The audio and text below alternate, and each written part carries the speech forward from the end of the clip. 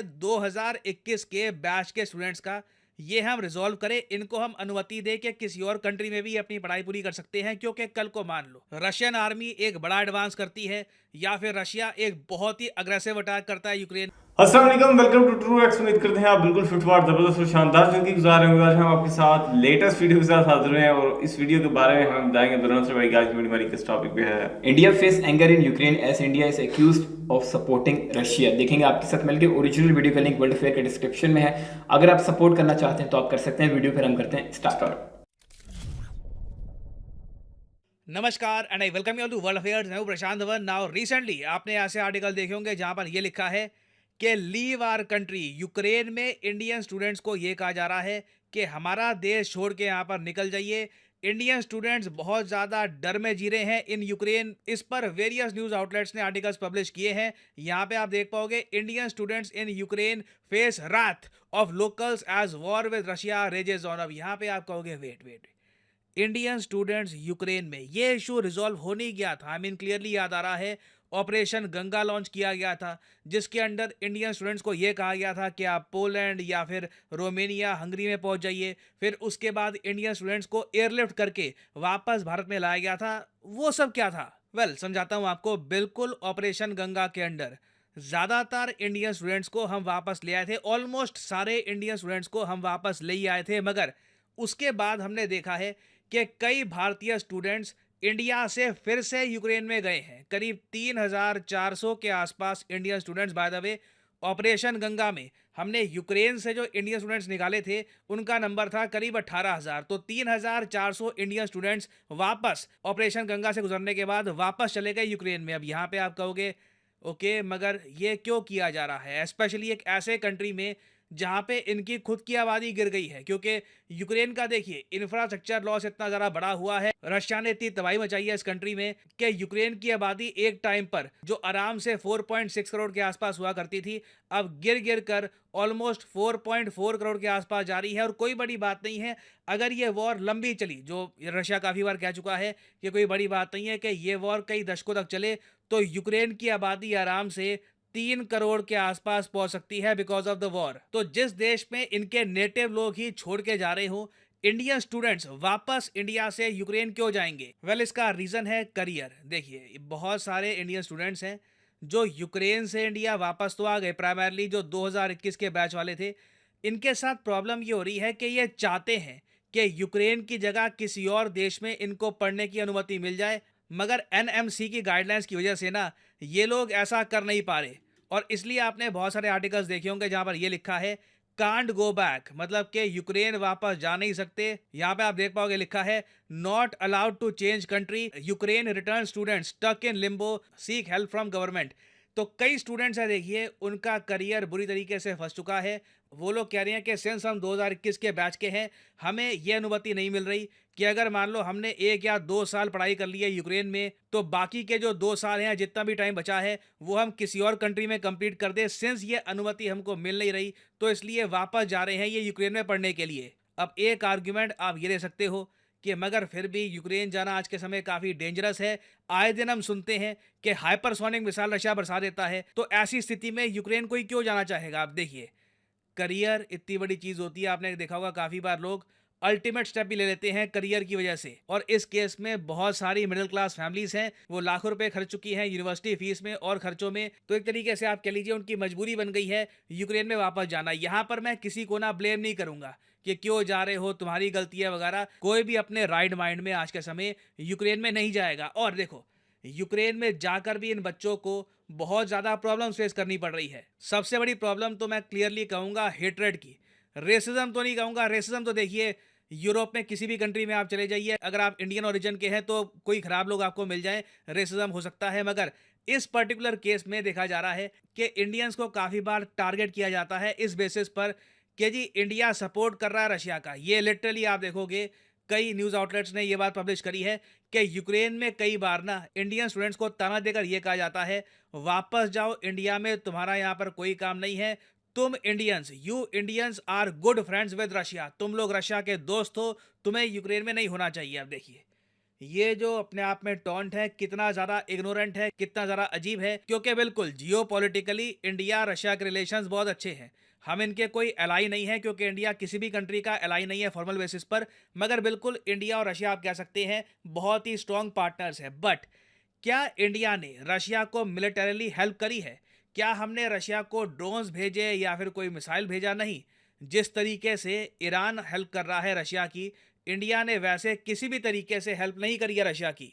तो इंडियंस को सिर्फ इसलिए टारगेट करना क्योंकि हिस्टोरिकली हमारे जियोपॉलिटिकल रिलेशंस रशिया के साथ काफ़ी अच्छे थे, ये बहुत अजीब है। नाउ एक तर्क यहाँ पे आप ये ले सकते हैं कि हाल ही में जो न्यूज़ आई है कि इंडिया में जो G20 समिट होगा, इसमें यूक्रेन पार्टिसिपेट नहीं करने वाला, इस बात को लेकर भी कुछ यूक्रेनियंस काफ़ी नाराज़ हैं। क्योंकि आप अगर 2022 का G20 समिट देखो जो हुआ था इंडोनेशिया में, वहाँ पर ज़ेलेंस्की को इनवाइट किया गया था। वीडियो कॉन्फ्रेंसिंग के ज़रिए ज़ेलेंस्की ने भाषण दिया और अपने पूरे भाषण में, इंडोनेशिया में जो इनका भाषण ब्रॉडकास्ट हो रहा था, अपने पूरे भाषण में बार बार ये G20 को G19 बोलते गए। क्यों? क्योंकि इनका ये कहना था कि रशिया को G20 से निकाल दो, इसको बना दो G19। और इसी वजह से व्लादिमीर पुतिन भी पर्सनली G20 जो समिट हुआ था इंडोनेशिया में, इसको अटेंड करने के लिए नहीं गए थे। नाउ इंडिया में जो G20 समिट हो रहा है उसमें देखो हमने यही कहा है कि फोकस होना चाहिए बाकी टॉपिक्स पर भी। पिछले G20 समिट में भी तुमने मेन टॉपिक बना दिया कि ये यूक्रेन रशिया वॉर, इसमें भी यूक्रेन रशिया वॉर। अब रशिया और यूक्रेन दोनों खुद ही कह रहे हैं कि ये वॉर हो सकता है कि कई दशकों चलेगी। तो क्या हर G20 समिट में हम ज़ेलेंस्की को बुलाएंगे और वो आकर भला बुरा कहेंगे रशिया को, और पूरा समिट ही बेसिकली G20 दुनिया की सबसे ताकतवर 20 इकोनॉमीज जब इकट्ठा होती है तो बस यूक्रेन रशिया वॉर हम डिस्कस करके ख़त्म कर देंगे समिट? ऑब्वियसली नहीं। तो इंडिया का स्टांस देखिए काफ़ी रैशनल है, मगर वेस्टर्न मीडिया ने बार बार पोर्ट्रे ऐसे किया है कि इंडिया एक बहुत ही बड़ा सपोर्टर रहा है रशिया का यूक्रेन रशिया वॉर में, इवन दो हम लोग प्रॉपरली न्यूट्रल रहे हैं। और यहाँ पर आप देख पाओगे इम्पैक्ट ग्लोबल मीडिया का। एक कंट्री जो कंप्लीटली न्यूट्रल है, जो यूक्रेन को सप्लाईज भेजता है, मेडिकल हेल्प भेजता है, ये प्रॉमिस करता है कि भविष्य में यूक्रेन की हम और हेल्प करेंगे, जिनके प्राइम मिनिस्टर पुतिन के सामने बैठकर कहते हैं कि ये युद्ध का एरा नहीं है, this is not an era of war. उस कंट्री को भी ना इन्होंने ऐसे पोर्ट्रे किया है वर्ल्ड मीडिया ने, प्राइमरली अमेरिकन मीडिया ने, कि यूक्रेन के लोग इंडियंस को कहते हैं कि तुम हमारा देश छोड़ के निकल जाओ क्योंकि तुम रशिया को सपोर्ट करते हो। तो ये सब देखिए बिल्कुल दुर्भाग्यपूर्ण है। बट इस सब का सोल्यूशन क्या है? सोल्यूशन देखिए मैं आपको बताता हूँ। अगेन मैं यहाँ पर एक बात ये भी ऐड कर दूँ कि ये प्रॉब्लम सिर्फ इंडियन स्टूडेंट्स नहीं फेस कर रहे, कई चाइनीज स्टूडेंट्स भी हैं, वो भी आज के समय यूक्रेन में रुके हुए हैं इस उम्मीद से कि वॉर ख़त्म हो जाएगी और अपनी पूरी पढ़ाई यूक्रेन में ख़त्म करके ही वो वापस जाएंगे अपने देश में। तो नीड देखिए इंडिया के लिए ये है कि जो ये इशू है 2021 के बैच के स्टूडेंट्स का, ये हम रिजॉल्व करें, इनको हम अनुमति दें कि किसी और कंट्री में भी अपनी पढ़ाई पूरी कर सकते हैं। क्योंकि कल को मान लो रशियन आर्मी एक बड़ा एडवांस करती है या फिर रशिया एक बहुत ही अग्रेसिव अटैक करता है यूक्रेन में, उस केस में ना फिर से जिम्मेदारी आ जाएगी सरकार की और हमें इन स्टूडेंट्स को वापस लाना होगा। तो ये देखो एक ऐसा इशू है जो रिजॉल्व हो सकता है। बट क्वेश्चन यही है कि क्या हम टाइम पे यहाँ पे एक्शन लेंगे या फिर हम यहाँ पर वेट करेंगे? तो देखना होगा। ये टॉपिक मैं आपको बता दूं बहुत न्यूज़ में रहेगा, इससे रिलेटेड कुछ डेवलपमेंट्स आती हैं, उसके ऊपर मैं आपके लिए अपडेटेड वीडियोस बाद में ले आऊँगा। और फाइनली यहाँ पे मैं आपसे पूछूंगा एक क्वेश्चन जिसका आंसर आप सब लोग करोगे कमेंट सेक्शन में। क्वेश्चन ये है कि भारत का पहला 3D printed post office building ये रिसेंटली इनॉग्रेट करी गई है किस शहर में? इस पर मैंने एक कंप्लीट वीडियो अपलोड करी है। ये है यहाँ पे आपकी ऑप्शंस। भारत का पहला 3D प्रिंटेड पोस्ट ऑफिस कहाँ बनाया गया है? बैंगलोर में, न्यू दिल्ली में, मुंबई में या फिर पुणे में? कमेंट सेक्शन में करिए उत्तर। बहुत ही सिंपल क्वेश्चन है, लिटरली मैंने इस पर पूरी वीडियो बनाई थी। आई एम श्योर आप लोग आराम से इसका आंसर कर पाओगे। और फाइनली यहाँ पर मैं ये भी ऐड कर दूं कि आप किसी भी एग्जाम की तैयारी कर रहे हैं, चाहे एसएससी, यूपीएससी, बैंक, आप परचेज कर सकते हैं अनअकैडमी के क्वालिटी कोर्सेज। कमेंट सेक्शन में जाइए, पिन कमेंट में यहाँ पे आपको मिलेंगे link. For example let's say आपको प्रिपेयर करना है यूपीएससी के एग्जाम के लिए, तो यूपीएससी के लिंक पर यहाँ पर करिए क्लिक और यहाँ पे आप परचेज कर पाएंगे अनअकैडमी का यूपीएससी कोर्स। बट जो प्राइसेस यहाँ पर लिखे हैं, डोंट एवर पे दीज प्राइसेस। सिंपली यहाँ पर कोड डालिए PD10 and the prices will start falling and you will be able to save a lot of money. So use the code PD10 and save money. और इसी note के साथ ये है video का अंत। Thank you for listening. May the gods watch over you. Scene ऐसा है कि मोहम्मद अहमद को ये वाकया सारा पता है, सीन सारा यूक्रेन रशिया वाला। जो जंग हो रही है। हाँ, इनकी आपस में जंग हुई है ना, तो ऑपरेशन गंगा इंडिया ने लॉन्च किया था, जिसमें इंडियन स्टूडेंट्स जो हैं उनको उन्होंने वहाँ से निकाला, रशिया से और यूक्रेन दोनों से बात करके। तो उतनी देर के लिए, थोड़ा टाइम के लिए उनको वहाँ एक विंडो मिल गई, तो वहाँ से उन्होंने अपने 18,000 स्टूडेंट्स निकाले। तो वो निकाले, अब वॉर को तकरीबन 2 साल होने वाले, 1.5-2 साल।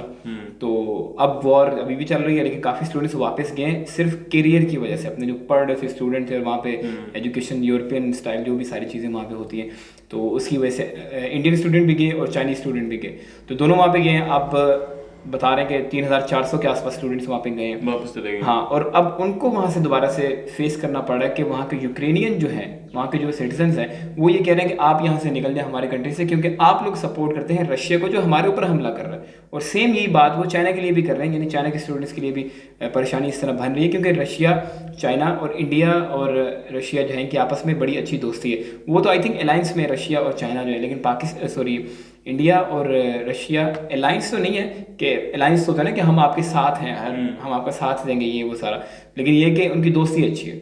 जिसमें पीएम मोदी ने मना किया था, स्पेशली ये बात बोली थी जब इनकी मीटिंग हुई थी प्यूटन की और पीएम मोदी की, जब प्यूटन इंडिया आए थे, उन्होंने ये कहा था कि अब ये जंग का दौर नहीं है। लेकिन प्यूटन साहब जो अभी तक बात नहीं आए, तो इसमें कैसे सपोर्ट इंडिया कर रहे हैं उनकी, मतलब उल्टा उनको असला देने के बजाय रशिया को, अगर तब कर रहा होता तब इनका जो लॉजिक था तब समझ में आता, और ये इस तरह की बात करते तब समझ में आता, लेकिन उल्टा रशिया को असला देने के बजाय इंडिया ने उल्टा मेडिसिन यूक्रेन को दिए, और यूक्रेन ही वापस उल्टा इंडिया को कह रहा है कि आप जो है वो रशिया का साथ देते हैं, ये करते हैं, वो करते हैं। इसका मतलब ये है कि लोगों को वहाँ पे अंदाज़ा नहीं है इस चीज़ का कि जियोपॉलिटिकली चीज़ें किस तरह की हैं, कि इंडिया का स्टांस क्या है बाकी कंट्रीज़ को लेके, मतलब मिसकंसेप्शन है, उन्होंने इसको किया है, समझा है कि उनको लग रहा है कि इंडिया किसी के अलायंस में, जबकि हकीकत में इंडिया किसी के अलायंस में नहीं। हाँ, ग्रुप्स में ज़रूर है, लेकिन ग्रुप्स में अलायंस नहीं है उनका उनके साथ, जहाँ पे उनको लगता है कि हमारा, वो अपने मुल्क के लिए कर रहे हैं ना, कि हाँ, जहाँ पे उनको लगता है कि हमें हमारे मुल्क को यहाँ से फायदा होगा। ऑब्वियस बात है कि वो हर बंदा ही करता है,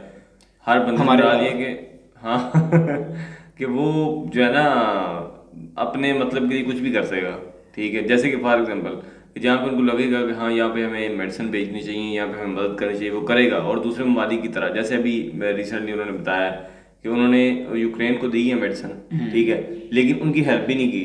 इसका मतलब अगर उनकी उल्टा पाकिस्तान ने की है, और अगर उस तरह हेल्प की होती, पाकिस्तान की तो अपने हालात इस तरह के, उन्होंने क्या हेल्प करनी है। मतलब ये जो है ना थोड़ा बहुत असले में ऑर्डिनेंस फैक्ट्री जो है ना यूक्रेन के लिए है। लेकिन खैर, लेकिन जहाँ पे उनको लगता है कि वो स्ट्रेट फॉरवर्ड है, उनको पता है कि अगर कोई हमारे साथ ना भी होता खली बली कोई मसला नहीं है, हम अपने आप को खुद देख लेंगे, खुद कर लेंगे। बाकी उनको, क्योंकि बंदा उस तरह की तैयारी करता है ना जो वो करना चाहता है, क्योंकि वो जंग के मूड में तो है ही नहीं बिल्कुल भी। जहाँ पे जहाँ तक हमें नजर आता है कि वो किसी भी ममालिक से, किसी भी मुल्क से जंग नहीं करना चाहते, ठीक है। और क्योंकि उनके मिशन थोड़े डिफरेंट हैं बाकी ममालिक से मिला दिया कि उनका पॉलिसीज़ और अपने मुल्क को लेके चलने का अंदाज थोड़ा डिफरेंट है, बहुत डिफरेंट है, जो कि उसका नतीजा हमें नज़र भी आ रहा है और बड़ी स्पीड से वो ग्रो कर रहा है। इसी तरह सेम उनको जहाँ पे लगता है कि हमें ये काम करना चाहिए, हमें ये इस तरह अपने मुल्क के लिए करना चाहिए, हमें ये पॉलिसी इस तरह इख्तियार करनी चाहिए, वो कर रहा है। अब अगर तो वो क्या उसका नाम है, उसकी मदद करता और उनको कोई अपने पास से कोई हथियार वगैरह देता या कुछ भी जंग के लिए, और उधर से उनको मेडिसिन दे रहा होता, तो ये गलत बात थी। जबकि उन्होंने कुछ भी ऐसा नहीं किया, उन्होंने मेडिसिन दी है, वो एक इंसानियत के नाते ठीक है, और उनको एक असलाह दिया कि ये वक्त जंग का नहीं है। उल्टा उनको शुक्रगुजार होना चाहिए था, उन्होंने उल्टा उनको ही पेल दिए, उनको पेल दिए लोग जो है वो रशिया के अलायंस में। ये है कि जब इंसान इस तरह की सिचुएशन में होता है ना, तो उसको थोड़ा डिफरेंट नज़र आता है। उसको उस टाइम कोई भी इंसान है, उसको उस टाइम समझ नहीं आ रही होती। ख़ास तौर पे कुछ ऐसे मौके आ रहे थे जब इंसान सोचता है कि यार मेरे साथ गलत किया किसने, और वो उसी टाइम पे आगे बंदे को नहीं समझ आती कि मैं करूँ क्या, मैं इस साइड पे जाऊँ या इस साइड पे जाऊँ। हाँ, असल में अवेयरनेस की कमी है ना वहाँ पे, इस वजह से प्रॉब्लम आ रही है। पता हो सारी चीज़ों को तो वो इस तरह की बात तो चाइना के बच्चे भी हैं, लाजमी है चाइना के बच्चे हैं, मतलब जो चाइनीज हैं वहाँ पे, उनको भी तो प्रॉब्लम आ रही है ना। करियर को लेकर हर बंदे को होता है कि यार जब इतना टाइम आप गुजारा है, फॉर एग्जांपल 5 साल की डिग्री है, तो उसके 2 साल कंप्लीट हो गए हैं और 3 साल बाकी हैं, या 3 साल कंप्लीट हो गए 2 साल बाकी हैं, तो बंदा तो ये चाहेगा ना यार ये भी किसी तरीके से हो जाए, मेरे 3 साल जिंदगी की जो है ना वो ज़ाया ना हो, मेरी जिंदगी का टाइम है एक। तो 2 साल 2.5 साल तो हो गए, हाँ तकरीबन ऑलमोस्ट 2 ईयर्स तो हो ही गए इस चीज़ को। तो ये हमारा ओपिनियन था, आप लोगों ने अपना ओपिनियन लाजमी बताना है। अगर आप वर्ल्ड अफेयर को सपोर्ट करना चाहते हैं तो आपको लिंक मिल जाएगा डिस्क्रिप्शन में, आप जाके कर सकते हैं। मिलेंगे फिर हम आपको अगले वीडियो में, तब तक के लिए अल्लाह हाफिज़।